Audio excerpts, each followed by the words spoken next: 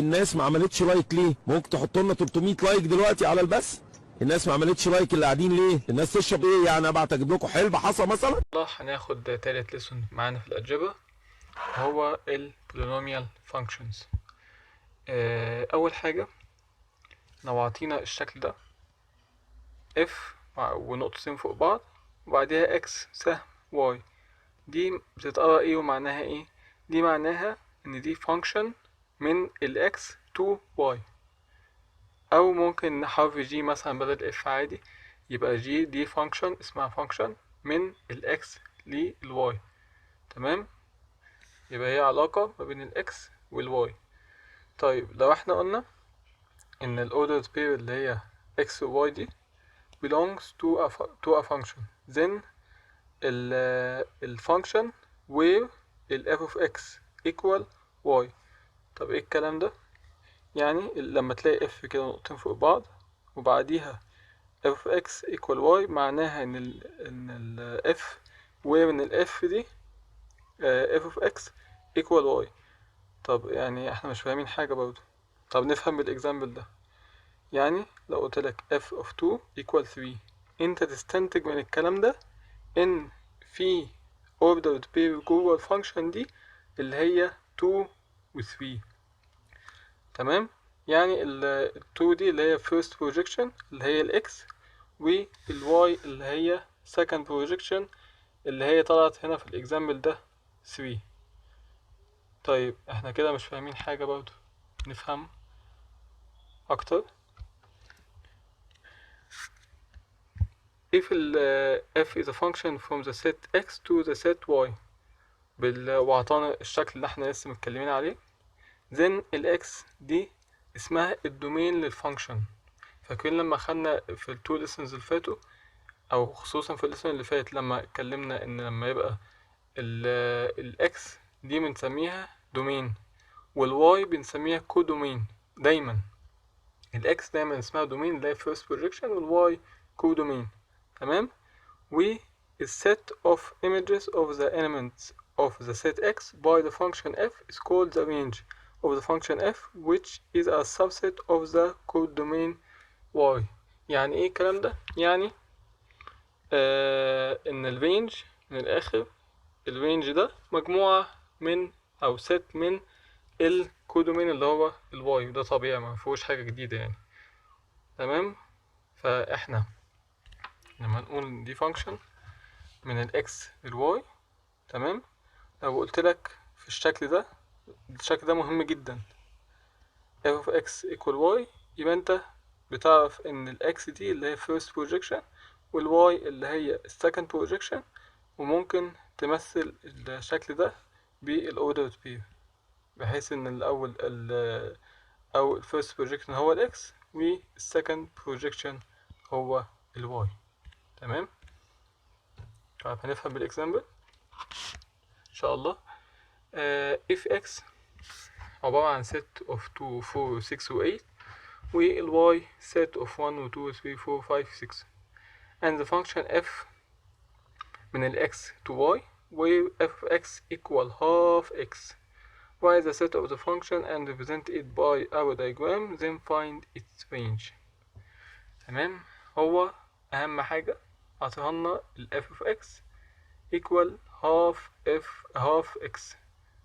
تمام، دي الفانكشن، ده شكل الفانكشن اللي هي كنا قلنا f of x equal y، فده الشكل ده يبقى ال y equal half x. تمام. Write the set of the function f and represent it by our diagram. طيب ازاي نكتب الست of function x او ال set of function f؟ اسف، لما يسألنا على كده اشوف اللي انا معلم عليه ده اللي هو الرول بتاع الفانكشن، وتجرب تعوض. تمام، تعوض بالحاجات اللي موجودة عندك في x، وتشوف هل الناتج ده هيطلع تبع y ولا لا. فنجرب اول حاجة f of ايه، اول حاجة معانا في ست ال x ال 2، f of 2 هيبقى equal half times، احنا حطينا 2. تمام، يعني حطيناها مكان ال x اللي هي في الفانكشن اهي. يبقى نحط برضو مكان الاكس اللي هنا نحط برضو 2. تمام. فيبقى half times 2 يبقى equal 1. هل ال 1 موجودة معانا في ست الواي؟ موجودة. تمام. اللي بعده ايه تاني حاجة في الاكس؟ اللي هي الفور. ونعوض half times 4 تطلع 2. هل ال 2 موجودة؟ تمام موجودة. اللي بعده f of 6 equal half times تمام 6 يبقى result 3. 3 موجودة موجودة. طيب f of 8 آخر حاجة في الإكس نعمل half times 8 تطلع 4 والفور موجودة في الواي. تمام تمام. احنا كده طلعنا الست of the function. عايزين بقى نكتبها له مش هو سألنا عليه. يبقى the set of the function f equal نفتح الست of the pairs. أول حاجة موجودة معانا في الست ايه؟ احنا أخدنا التو من الإكس، يبقى نكتب التو ده first projection. طلع معانا الناتج ايه من الواي؟ اهي ال1 يبقى تكتبها مع التو. اللي بعده التو لا اسف الفور أخدناها من الإكس نكتبها، وطلع لنا التو من الواي. تمام. اللي بعده أخدنا الستة من الإكس طلع معانا الثري من الواي. آخر حاجة أخدنا الإيت من الإكس طلع معانا الريزلت 4 من الواي وتقفل الست. تمام.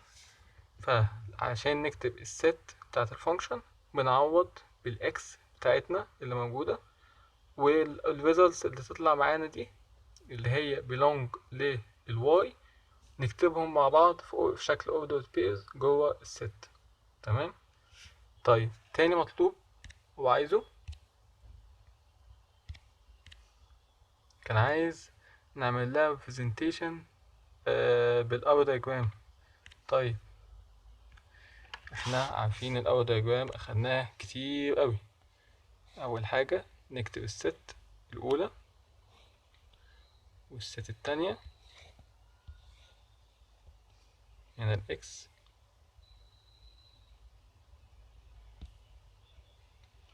وهنا الواي. ايه اللي موجود معانا في الإكس؟ معانا 2 و 4 و 6 و 8. 2 4 6 8. في الواي معانا ال1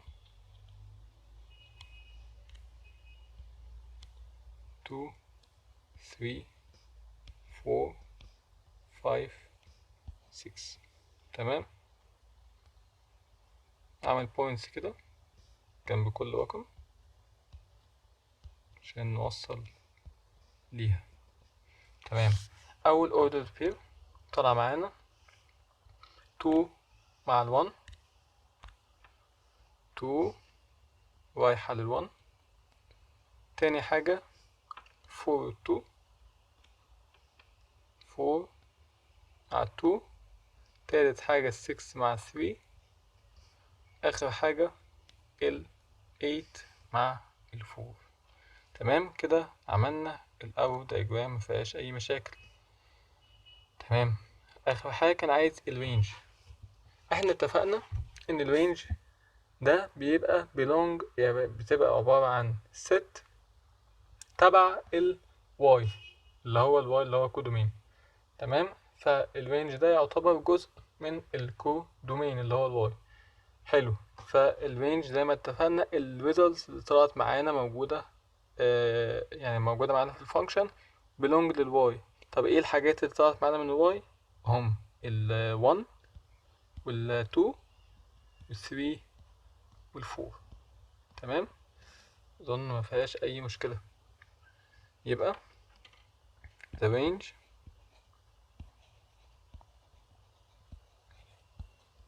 equal ال1. ممكن نجيبها برضو من أول diagram اهي، ال arrows اللي رايحة للأرقام دي، يبقى ال1 وال2 وال3 وال4. تمام. ناخد الإكزامبل ده.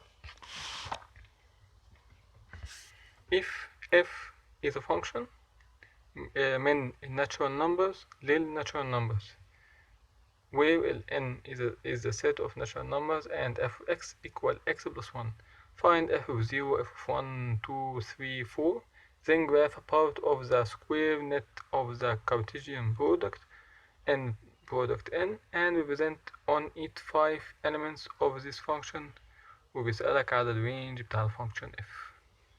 طب واحدة واحدة كده ونمخمخ فيها. أولا ال first projection اللي هو دايما بنعتبره إن هو ال x، ما هنا ال n. تمام. طب وال second projection برضه ال n. حلو. طيب ال n عشان نكون متفقين اللي هي الزيرو وال1 2 3 4 and so on. تمام. يبقى كده ال first projection هسميه مثلا ال x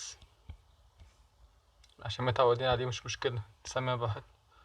وهنا مثلا ال y اللي هو ال second projection برضه ال n. تمام.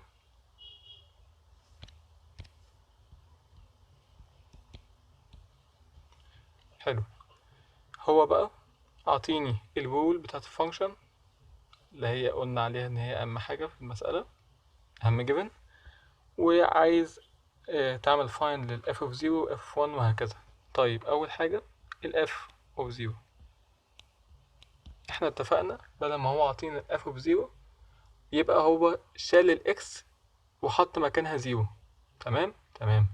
يبقى احنا في الفانكشن اللي معانا نشيل ال x نحط مكانها 0، يعني 0 plus 1 يبقى الانسر 1. تمام.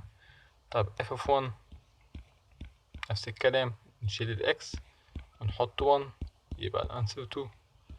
اللي بعده f of 2 نشيل ال x ونحط 2. f of 3 نشيل ال x نحط 3. أخيرا f of 4 نشيل ال x ونحط 4. answer معانا 5. تمام. احنا كده جبنا أول جزء هو طلب. طيب عايز تعمل جراف للجزء من النت اللي هي Cartesian product ال n product n. عايز نعمل لها تمثيل الجزء اللي احنا عملناه بالفايف elements اللي احنا جبناهم. هو بيقولك بفايف elements يبقى الاليمنتس اللي احنا جبناهم. تمام. طب تعالى نجهزهم كده مع نفسنا شكل الاوردر سبيس للفانكشن. طيب نركز بقى في النقطة دي قوي.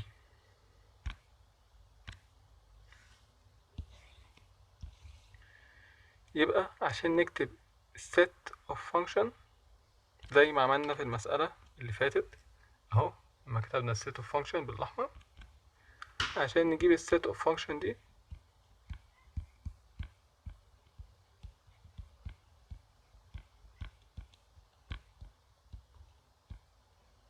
هل فكر معايا كده بقى، هل نقدر نجيب لها set معينة؟ يعني زي ما عملنا في المرة اللي فاتت وجبنا عدد محدود من الاوردر بيرز حددناه، هل نقدر نحدد عدد معين من الاوردر بيرز؟ هل نكتب ال5 دول ونقفلها ولا ايه؟ فكر كده. طيب احنا الاكس اللي هي الفيرست بروجيكشن عبارة عن ايه؟ natural numbers، والناتشورال نمبرز دول مش ارقام infinite، صح. والسكند بروجيكشن الواي برضو ارقام infinite. طب ازاي؟ والفانكشن دي لو عوضنا مثلا بالزيرو هتطلع لنا 1، عوضنا بال1 طلعت لنا 2، زي اول 5 جربناهم، 0 1 2 3 4.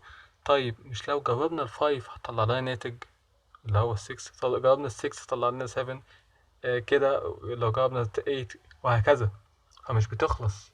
فانا ما ينفعش اقول لك حدد لي ست، يعني تجيب لي ست او هتبقى من ارقام معينه، ده ما ينفعش يحصل في المساله دي.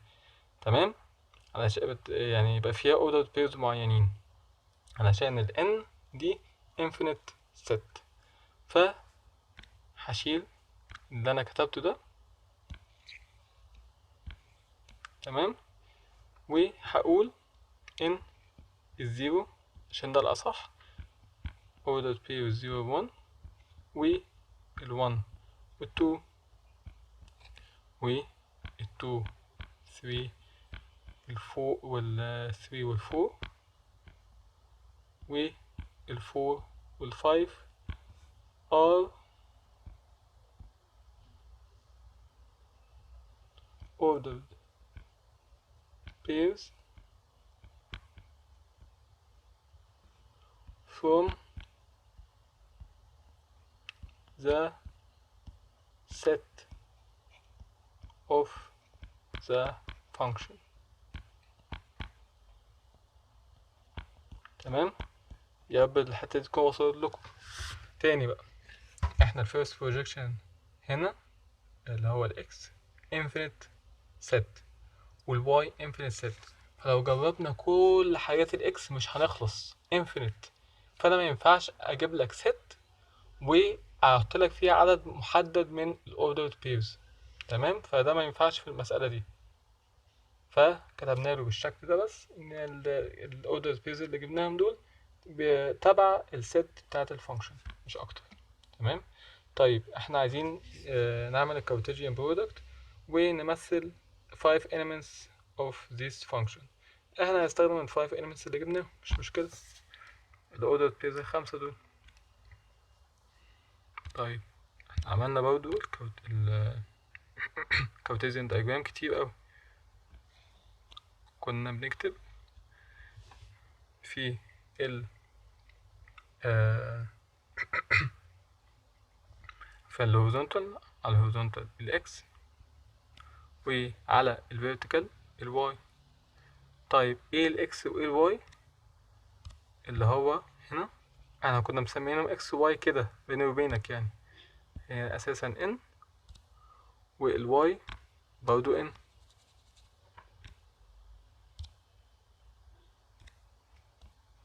تمام، طيب ايه الاليمنتس اللي جوه الان؟ كتير قوي، بتبتدي بالزيرو 1 2 3 4 5 and so on. تمام، وفي ال n اللي هي second projection برضو الزيرو موجودة، هنكتبها بقى في الزاوية هنا عشان موجودة في ال first وال second projection مشتركة، يبقى نحط ال 1 وال 2 3 4 5 and so on. طيب نعمل الخطوط ال vertical وال horizontal. طبعا انت هيبقى مفروض في هتاخد كراسة جراف او في الامتحان هيبقى في عندك ورقة جراف متسطرة، فمش هتضطر كده تعمل زي ما انا بعمل.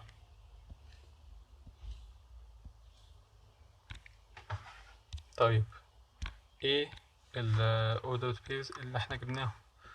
0 1 1 و 2 و 2 و 3 3 و 4 و 4 و 5. يبقى اول حاجة 0 1، الزيرو اهي تحت، نطلع لل 1 كده اول حاجة، وبعديها 1 مع 2، وبعديها 2 مع 3، وبعديها 3 مع 4، وبعديها 4 مع 5. بين النقط كده كويس.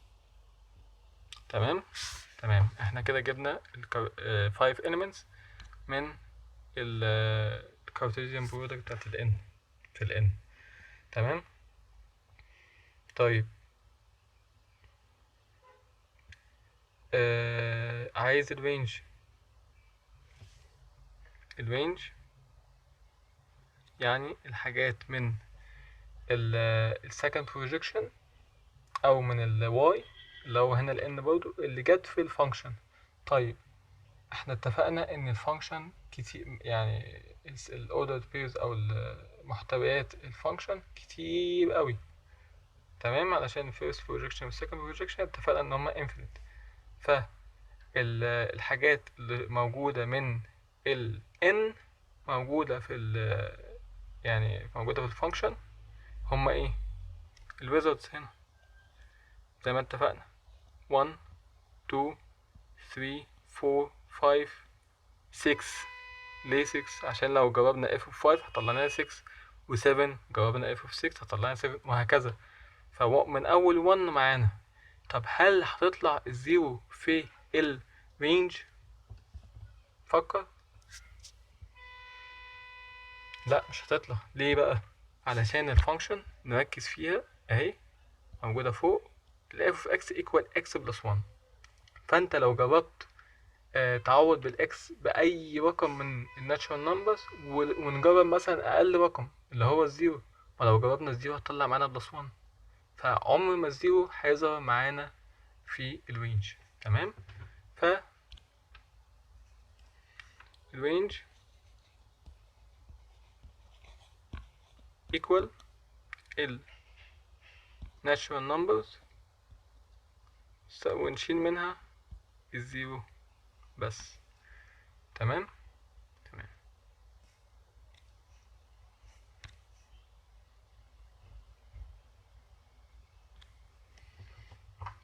طيب عايزين نتكلم في حاجة تانية اللي هي polynomial functions. طيب ايه البولينوميال functions دي؟ ده نوع من الفانكشن بس بيبقى ليه شروط. ايه بقى شروطه؟ اول حاجة ان مثلا في الشكل ده ان ال first projection يبقى belong للreal numbers، او الكودومين يبقى belong للreal numbers، تمام. طيب والsecond projection او اسف يبقى الاكس اللي هو الدومين يبقى belong للreal numbers. طيب والكودومين الواي يبقى belong للreal numbers. طب ايه الreal numbers دي؟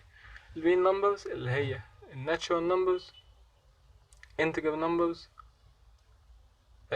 counting numbers، rational numbers، و irrational numbers. كل دول، كل الحاجات دي كده تبع ال real numbers. يعني لو طلع معاك اي حاجة من اللي على الشمال دول natural numbers integer numbers وهكذا، دول بنسميهم real numbers. حلو حلو. يبقى اتفقنا ان ال first projection او ال x يبقى real number، والناتج اللي هو ال y يبقى real number برضو. طيب لو عندنا الشكل ده للبولينوميال فانكشن اللي هو ال f(x) equal a0 والكلام ده، لازم ال a دي تبقى belong to real numbers. طيب والحاجة التانية ان الباور يبقى belong لل natural numbers علشان اقول على الفانكشن دي ان هي بولينوميال، تمام. يبقى نتفق على 4 حاجات عشان نقول ان الفانكشن دي بولينوميال. لازم الاكس تبقى تبقى real number، والواي اللي هو الريزلت يبقى real number، والاي او اللي هي constants تبقى real number برضو. يبقى احنا كده معانا 3 real numbers، الاكس والواي والconstants، تمام. وان الباورز بتوع الاكس يبقوا belong لل natural numbers، تمام. طيب نشوف امثله ليها. اول حاجه اول example ده الاف، وان الاف اكس equal to x plus 5. انا اقول عليها ليه ان هي polynomial function؟ نراجع الحاجات. الاكس ما فيهاش اي مشكله، الاكس عادي real number. والواي لو جربنا اي قيمه للاكس هتطلع معانا الواي real number، ما فيهاش اي مشكله برضو. الكونستانس اللي هم هنا موجودين 2 وال 5 دول بين نمبرز. تمام. واخر حاجة ان الباور يبقى natural number. طب فين الباور هنا؟ انا مش شايف باور. بص بقى، اول حاجة الاكس دي بيبقى عليها باور 1 بس احنا مش بنكتبه. تمام. الاكس بيبقى عليها باور 1 كده بس مش بنكتبه. طيب الحاجة اللي بعدها الفايف، فين بقى الاكس اللي عند الفايف دي؟ مفيش اكس. لا في اكس بس مش بنكتبها، بتبقى مكتوب عليها باور 0. فأي حاجة باور 0 ب1. تمام. فاحنا بنعتبر ان ال 5 دي جنبها اكس باور 0. حلو حلو. فاحنا كده معانا اكس باور 0 واكس باور 1 و0 وال1 دي تبع الناتشورال نمبرز. طيب الاكزامبل ده g of x equal x squared minus 2x plus 1. دي مفيهاش اي حاجة. راجع معايا الشروط كده. الاكس القيم يعني الاكس اللي موجودة هنا belong للفين نمبرز والواي belong للفين نمبرز. طيب ايه يا مستر الحاجات اللي اقول عليها مش فين نمبرز؟ هنعرف قدام كمان شوية. تمام. في الليسون ده يعني هنعرف قدام ان شاء الله. والكونستانس فين نمبرز برضو. طيب والباورز، الباور هنا في باور 2 وهنا باور 1 وهنا باور 0 جنب اكس باور 0 جنب ال 1. فالشروط موجودة. طيب في الاكزامبل ده 8 لوحدها كده هل فيها اي مشكلة؟ لا ما فيهاش اي مشكلة. راجع كده الشروط مش هتلاقي فيها اي مشكلة. طيب في الاكزامبل الاخير ده برضو ما فيهاش اي حاجة تستدعي ان هي ما تبقاش بولينوميال فانكشن. طيب هنشوف بقى ايه الحاجات برضو اللي ما نقولش عليها بولينوميال فانكشن. هنشوف بقى الامثله دي ونشوف اذا هي بولينوميال فانكشن ولا لا. اول حاجه الاكس الفانكشن اهي ونراجع الشروط مع بعض. الاكس ما فيهاش اي حاجه ريل نمبر، والريزلت لما نحط الاكس باي قيمه عند اي قيمه في دماغنا يعني الواي اللي هو الانسر هيطلع معانا بريل نمبر. يعني لو حطينا مثلا 1 هتطلع معانا رقم عادي، لو حطينا الاكس ب2 هتطلع معانا رقم عادي، فهكذا. تمام.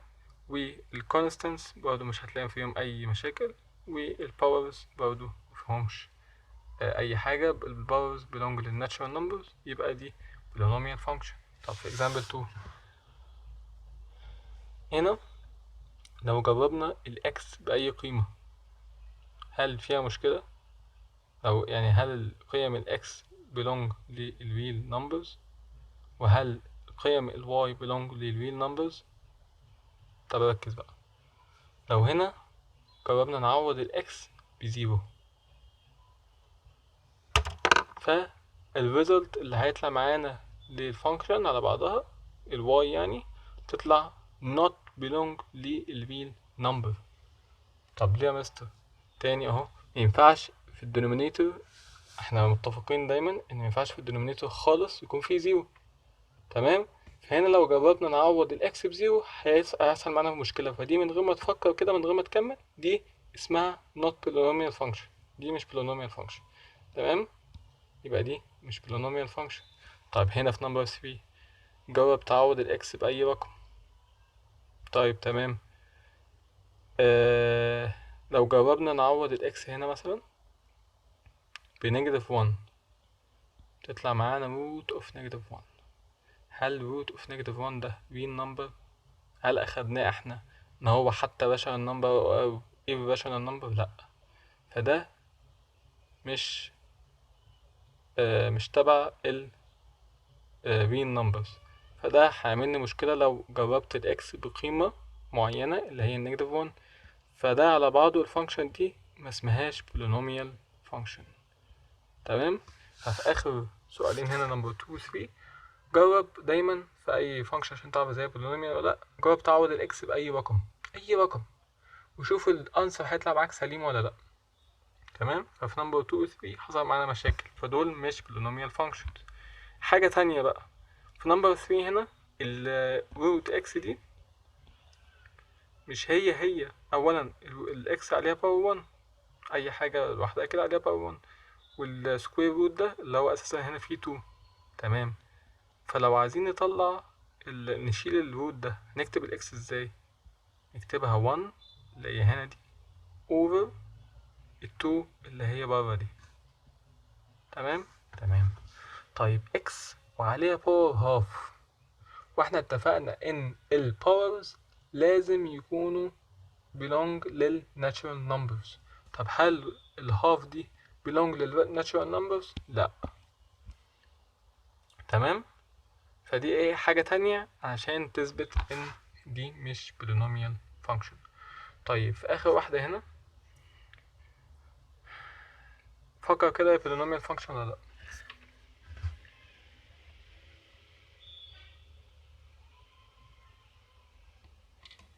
polynomial function.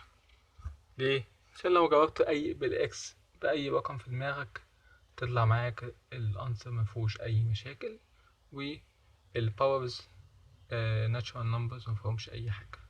تمام. تمام.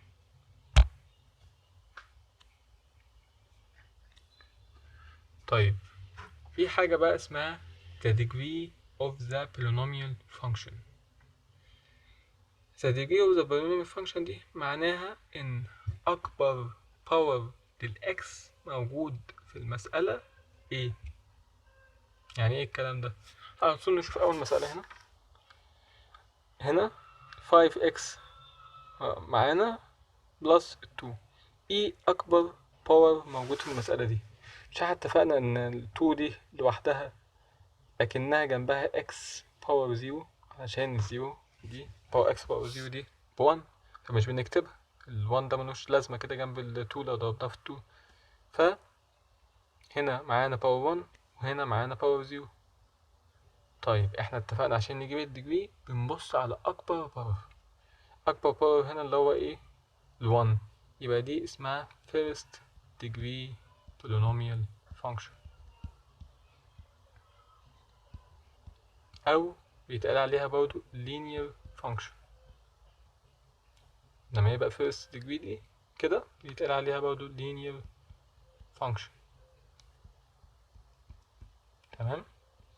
طيب في اللي بعده ايه اكبر باور هنا؟ 2 بالظبط. يبقى دي اسمها second degree، وبيتقال عليها برضو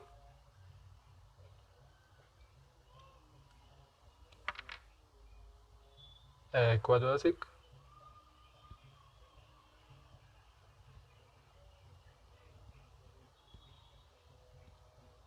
function.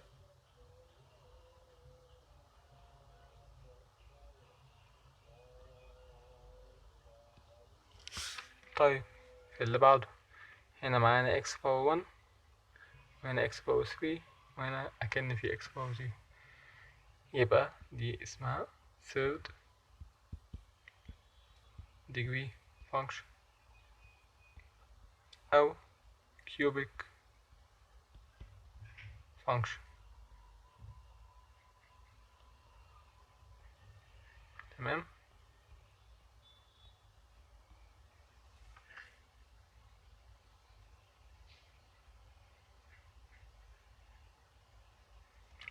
طيب في الإكزامبل اللي بعده هنا نيجاتيف 3 بس مفيهاش أي حاجة. طيب احنا اتفقنا إن هنا أكن في x باور 0، يبقى دي اسمها ايه؟ أيوه 0 degree function. طيب هنا fx equal 0 دي بقى لما تلاقي fx باور 0 equal 0 دي حاجة لوحدها كده، دي ملهاش degree. تمام. يبقى دي ملهاش degree مع الزيرو بس. يعني لما تلاقي fx equal 0 دي حالة كده لوحدها، دي بيبقى ملهاش degree. تمام. تمام.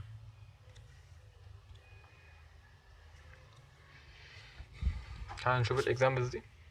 اول واحد اول example the function f where fx equal كذا is a polynomial function of the not degree. طيب احنا معانا هنا باور 4 و 3 و 0. تمام، يبقى اكبر حاجة معانا 4. طب اللي بعده of x equal x وفتح براكت x minus 2x squared is a polynomial function of the. ركز كده بقى، لما تلاقي في براكت وفي حاجات مضروبين في بعض كده وزع الاكس جوه الاول.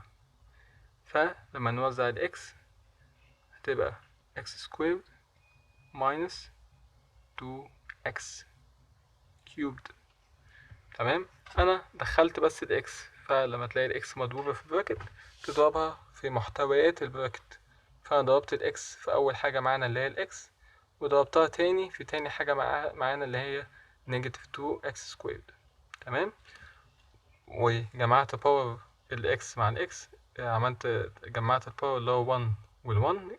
لما اعمل لهم لما نضرب الاكس مثلا في اكس بنجمع الباور اللي هو 1 و1، يبقى الريزلت اكس باور 2. طيب لو اكس مثلا باور 2 مضروبة في اكس نجمع الباور برضه، يبقى اكس باور 3. تمام، فهنا طلع الانسر معانا كده، فاكبر باور اللي هو 3 يبقى دي third degree. تمام، فلما يسألك على الديجري وفي برودكت في المسألة، اعمل البرودكت الاول. متفقين؟ متفقين. طيب اللي بعده الفانكشن x squared minus x squared minus 3x. طيب احنا موجود قدامنا اهو مفيش برودكت، يبقى على طول second degree. ها، لا مش second degree.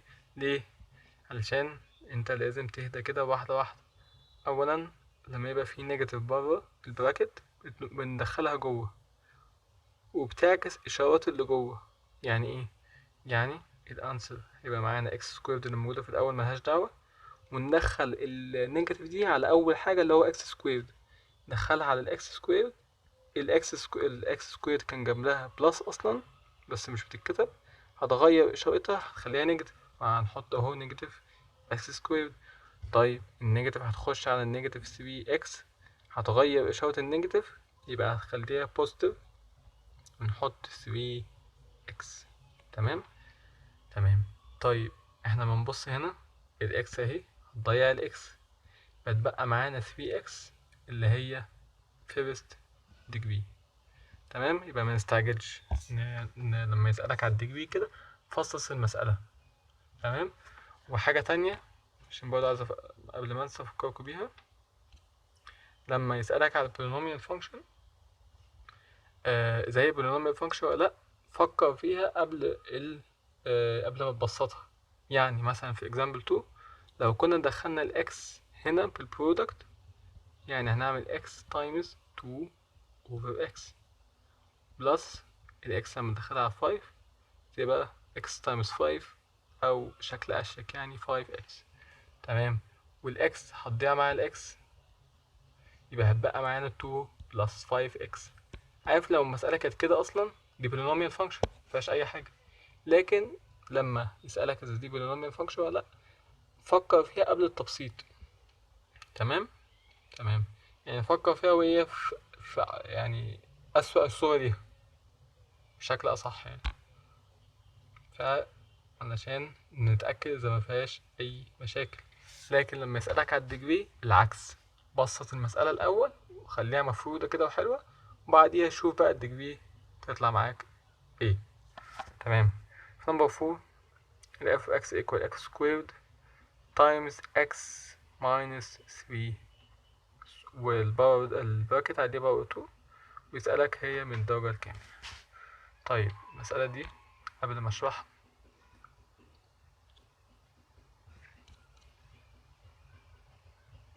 عايز افكركم بحاجة كده.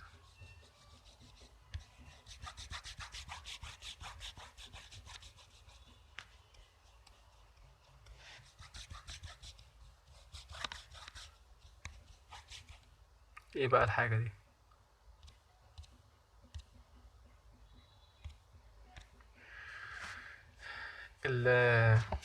لما تلاقي في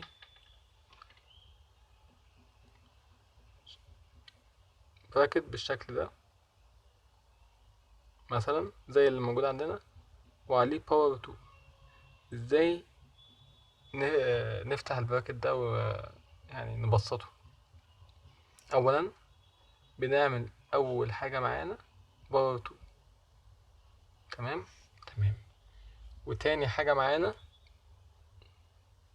بناخدها كده ونشيل من دماغنا الإشارة اللي جنبها، ناخدها زي ما هي ونعمل لها باور 2. يعني دايما ده بوزيتيف. تمام. يعني سواء كانت نيجاتيف 3 أو بوزيتيف 3 هتطلع معانا الأنسر 3 باور 2. تمام. وآخر حاجة بنضرب ال2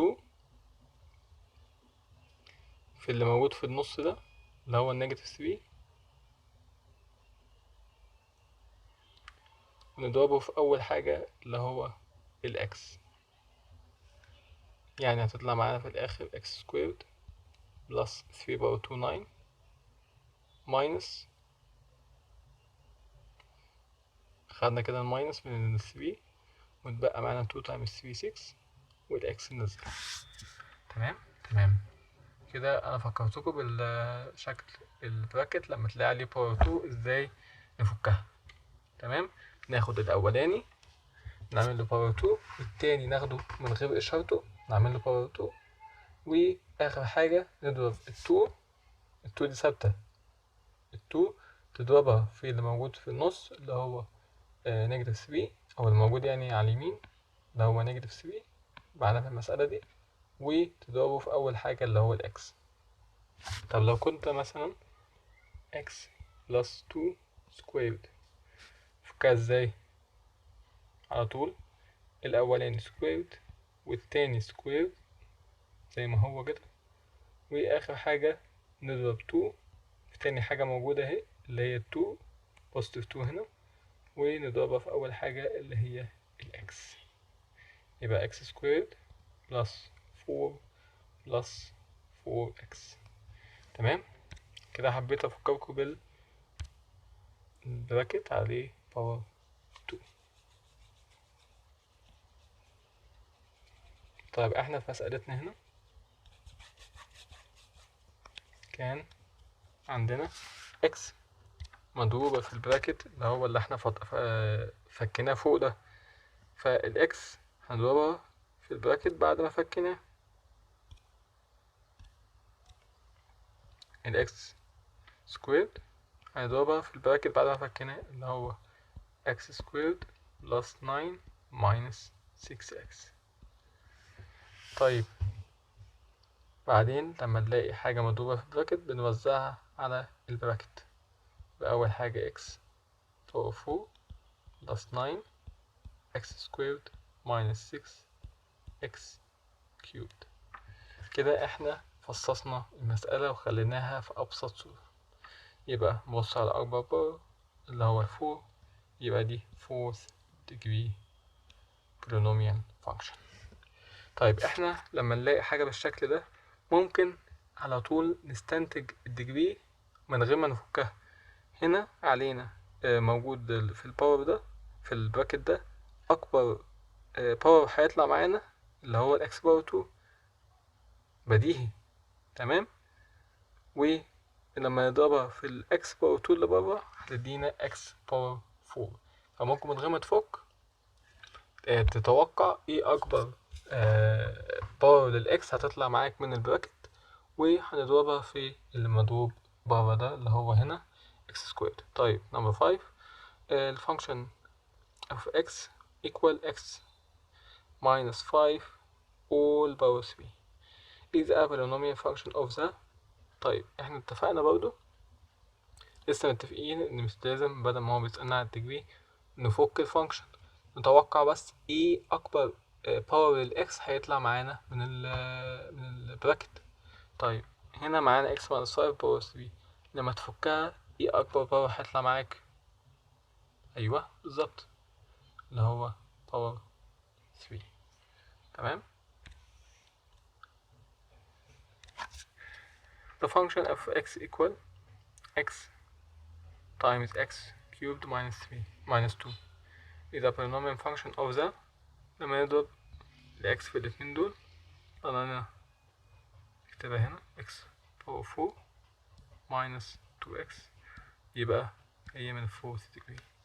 طيب في المسألة دي هعطيك ال f of x equal 3 minus 5x then ال f of negative 2 equal. احنا اتفقنا ان لما يدينا الشكل ده f ويديك جواها رقم يبقى الرقم ده هو حطه مكان ال x، يبقى انت تحط الرقم اللي هو عطولك ده مكان ال x في الفانكشن. طيب احنا ال f x معانا equal 3 minus 5x، لما نعوض ال x ب بنيجاتيف 2 يبقى 3 minus 5 times negative 2 تبقى equal 3 minus 5 times negative 2 negative 10. تمام. 3 minus 10 يبقى 3 plus 10 اللي هي equal 13. تمام. طيب number 3 f x عطالك وعايز f of 1 plus f of negative 1. أول حاجة نجيب f of 1 نعوض 1 squared plus 1 minus 1 يطلع معانا بكام؟ 1 plus 1 2 minus ال 1 يعني 1. طيب دي كده ال f of 1. طب ال f of negative 1 يبقى equal negative 1. لما نلاقي negative موجودة وعليها power 2 يبقى نحط براكت، نحط 2 ده على البراكت كله. تمام. فخلي بالك من النقطة دي، لما تلاقي بأي even power 2 باور 4 باور 6 ومعاك رقم فيه نيجاتيف يبقى لازم تحط براكت على الرقم كامل، علشان الباور 2 دي او الايفن باور عموما هيضيع النيجاتيف. تمام. نكمل بلس الاكس نيجاتيف 1 ماينس 1 يبقى الانسر هيبقى اول حاجه نيجاتيف 1 باور 2 اللي هو ال 1 بلس نيجاتيف 1 يبقى هي بلس ونيجاتيف يعني نيجاتيف، واخر حاجه ماينس 1 يبقى الانسر 1 minus 1 0 minus 1 كمان نيجاتيف 1. تمام. طيب هو كان عايز f of 1 اللي احنا طلعناها ب 1، طلعنا f of 1 ب 1 اهي، طلعنا ال f of negative 1. عايز لما نعمل لهم summation هيطلعوا بكام؟ تطلع ب 0.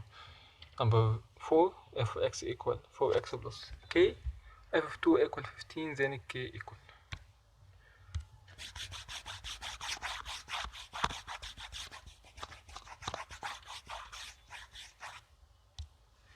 طيب لما نعوض f of 2 نجرب نعوض يعني ال 4 نضربها في ال x اللي هي هنعوض عنها ب 2 بلس ال k. طيب الكلام ده كله اللي هو ال f of 2. تمام. احنا شلنا ال x وعطينا مكانها 2 يبقى احنا كده جبنا ال f of 2. طب ال f of 2 وعطاها لك اساسا ب 15. تمام. تمام. طب احنا كده عايزين ايه بقى المسألة؟ عايزين ال k. بسيطة خالص.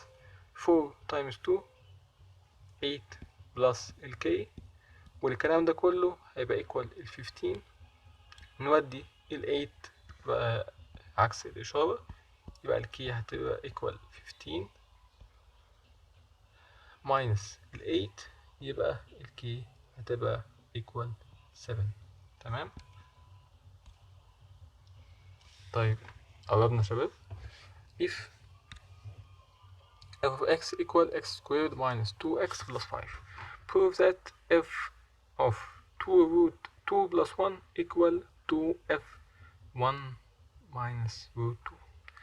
طب ايه يا مستر اللعبة كده فيه ايه؟ ولا اي حاجة. انت ثبت في دماغك الفكرة الأساسية. لما تلاقي ان الاف وفتح لك البراكت وحاطط جواه ارقام يبقى تعرف ان الارقام دي لازم تعوضها مكان الاكس. طيب اول حاجة الاف اوف 2 root 2 بلس ال 1 عايزين نجيبها، فاحنا متفقين ان بنعمل تعويض للاكس بالرقم ده. فنعوض الاكس اول حاجة x سكويرد يبقى نعوض ب 2 روت 2 بلس 1 بلس 1 all سكويرد. كده جبنا أول حاجة ماينس 2 ونضربها في الإكس. طب الإكس هنعوض عنها الرقم اللي اتفقنا عليه 2 بلس 1. تمام. بعدها نعمل بلس 5 مفيش هنا إكس، وتجرب الرقم على الكالكوليتر على طول ما تشغلش دماغك ولا حاجة. فأنا حتى اهو هجربها بالكالكوليتر.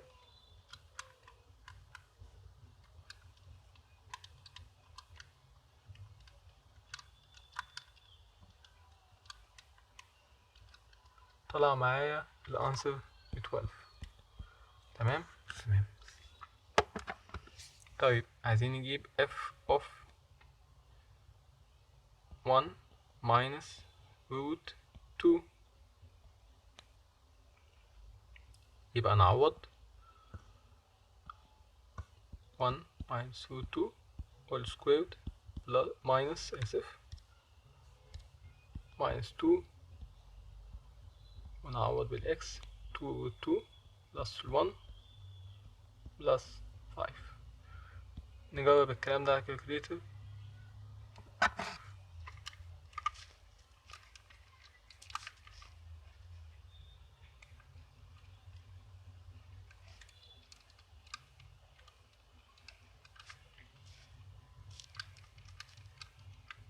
تطلع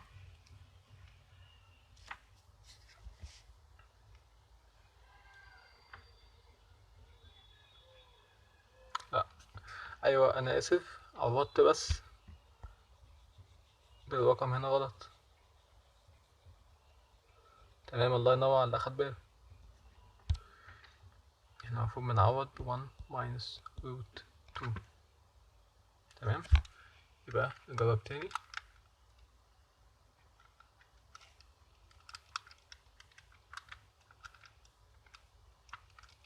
يطلع معانا الانسر ب 6. تمام. طيب هو كان عايز نثبت ان ده بيساوي 2 تايمز ده، يعني نستنتج من الكلام اللي احنا عملناه ده ان 2 f of 1 minus root 2 equal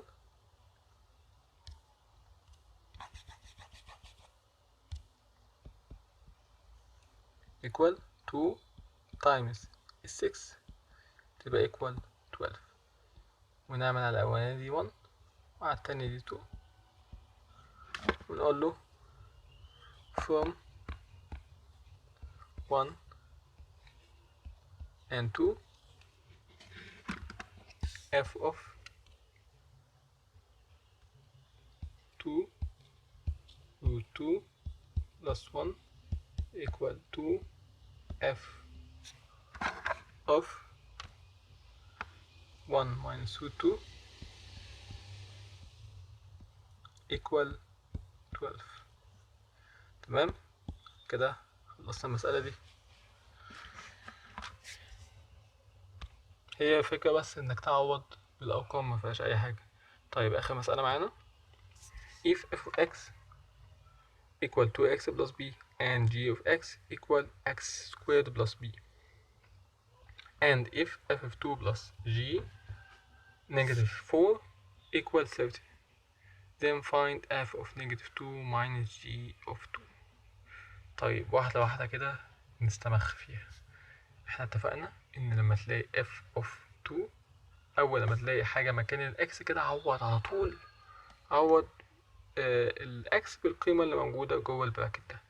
طيب احنا معانا ال f of 2، لما نعوض f of 2 يعني 2 times 2 plus b، يعني ال f of 2 هتبقى equal 4 plus b. تمام. طيب تاني حاجة دي وجواها نيجاتيف 4، f من g من h من اي حاجة مش فارقة، مش مهم السيمبل، المهم ان هي فانكشن. تمام. فلما يكتب لك f وحاطط لك جواها براكت، او g وحاطط لك جواها براكت، او k وجنبها براكت كده، مش فارقة، دي معناه ان هي مهم ان هي فانكشن. تمام. يعني g of negative 4 اللي هو كاتبها لنا، نعوض بالنيجاتيف 4 فين؟ في الفانكشن بتاعت الجي اوف اكس اللي هي الفانكشن التانية، محدش يعوض في الفانكشن الأولى. تمام، فتركز في الحتة دي إن الفانكشن دي بتاعت الاف ولا بتاعت الجي. يبقى نعوض بالنيجاتيف 4 في الفانكشن التانية، واتفقنا لما نلاقي نيجاتيف وفي باور 2 نحط براكت. تمام، يبقى نيجاتيف 4 سكويرد بلس بي، نيجاتيف 4 سكويرد تبقى ايكوال 16 بلس البي. حلو، تمام. احنا عطيناك في الجبن ان f of 2 plus g of negative 4 equal 30. يعني من الكلام ده، يعني نكتبها تاني، هو عطيلك ان f of 2 plus g of negative 4 equal 30. therefore ان الريزلتس اللي طلعناها اللي هي 4 plus b لما نعمل لها بلس ال g of negative 4 اللي هي طلعت معانا ب 16 plus b تبقى equal 30. تمام. طيب نجمع الأرقام مع بعض والسيمبلز مع بعض. الأرقام 4 plus 16 20 و b لما نعمل لها نجمع ال b يبقى 2b b plus b 2b ونكتب الريزلت اللي هو 30. تمام، من هنا كده عشان نجيب ال 2b نودي 20 عكس الإشارة، نودي 20 بعكس الإشارة الناحية التانية، يبقى 30 minus 20 يبقى 2b equal 10. يبقى ال b تبقى equal 10، ننزل تحتيها ال b، ننزل تحتيها ال 2 يبقى ال b equal 5. تمام، احنا كده خلصنا مسألة. لا، هو بقى عايزك تجيب ال f of negative 2 minus g of negative 2. طيب بسيطة، f of negative 2 يعني نعوض بالنيجاتيف 2 في الفانكشن بتاعت ال f، يعني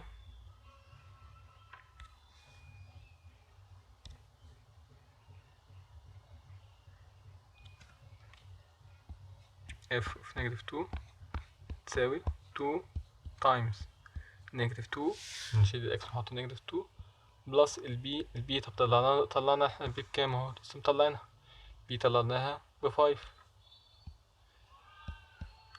طيب 2 times negative 2 negative 4 بلس ال5 يعني 1. طيب عايز تاني حاجة الجي of negative 4 جي of 2، يعني نعوض بال2 في الفانكشن بتاعت الجي. طيب يعني